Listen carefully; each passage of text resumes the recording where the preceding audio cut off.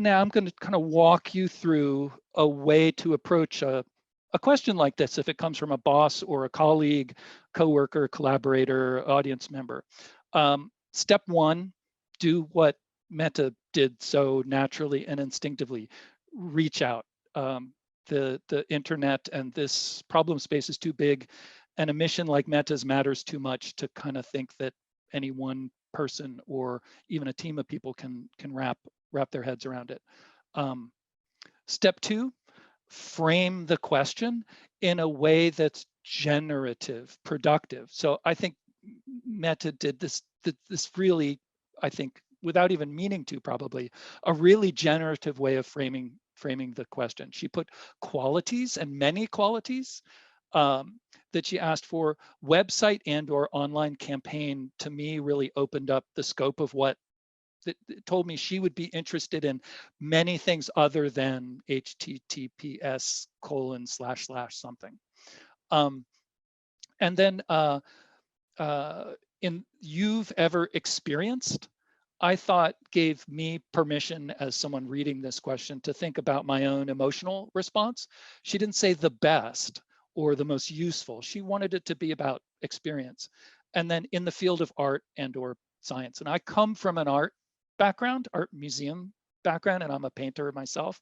But I immediately responded to the science part of the question. Meta, by the way, is a former museum director. So step three for me was to just brainstorm answers. And I didn't use a formal brainstorming methodology, group methodology. I went to Google Jamboard, which I'm beginning to love more and more a year into the pandemic. I've been able to do a lot of really fantastic things with it. It's very simple and very stripped down. So I just made a bunch of Post-it notes as I thought of websites, projects, campaigns, really anything, over a couple of days after I read Meta's post. Then standard consultant trick, begin to categorize, but not too much. I think it's really important to keep things, categories simple and loose, flexible, because in my experience here, all of the interesting stuff fits in the white spaces between existing categories or in the seams somewhere. So, eschew perfection. I think I got that from the Peanuts one day. And these are the categories that I came up with: websites and channels, platforms, campaigns and happenings, media and products, convenings, places and activities. And I just put those headings up on this Jamboard, this big interactive whiteboard, and just started moving cards around. And you could argue a lot about whether Teen Vogue is a website or a platform or a campaign, but fine. The idea isn't to create a perfect description of the universe. It's to create categories, something that begins to let the mind organize what is 40, 50 different resources. Step 5, explain yourself. And I include in this, I luckily had a very early lesson in this from Peter Brantley, who many of you may remember as director or chairman of the Digital Library Foundation back many years ago. And he also runs a very influential listserv called Read 2.0L, about future of books in the publishing industry. And Peter had a practice in this listserv. Whenever he would mention a website, he would include a little excerpt from it, from the article, from the reference, to give you a flavor of it, to tell you why it mattered, and then he'd give you the link. And this is something I've tried to emulate in my career, the 20 years since I heard him say this, saw him do this, to just give a little context so people can really understand why you're taking their attention. And again, a note here, this is a real world example. I'm drawing from a series of 4 blog posts that I wrote in reply to Meta's question. You can get those at the top of my website now using data.com. And Frank or JD will put that in your chat, link in your chat over on Feedloop now too.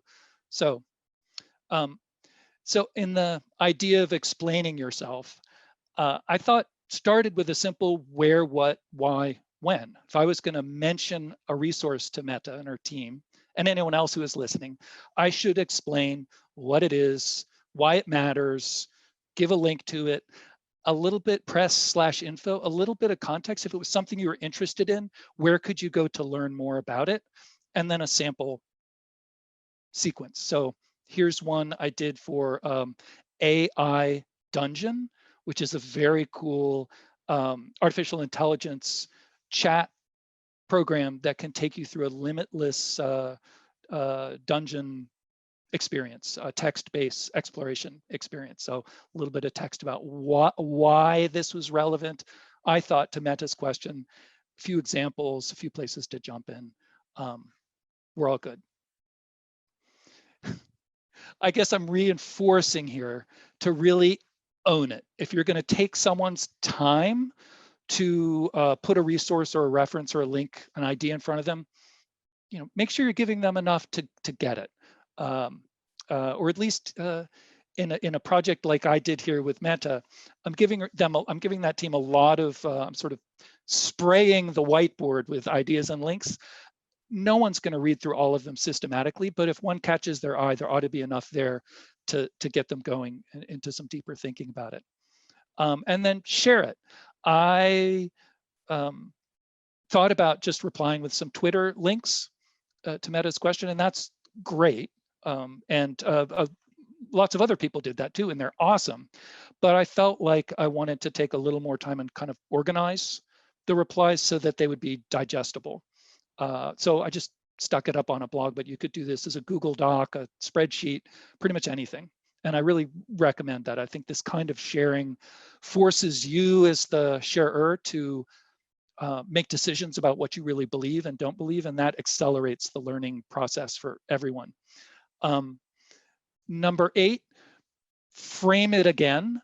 So this wasn't just a list of stuff for Meta and her team and anyone else who was paying attention. There was some context that was important about me, about how I was looking. I in no way wanted to claim that I was the last word on exciting or interesting or inspirational websites having to do with science and or art, websites, apps, campaigns, anything. So frame it back to your listener. For example, 9, bias check. I'm really aware that we all know the internet, web, tech, everything. These are global media. My perspective on these global media are very Western centric, very European centric.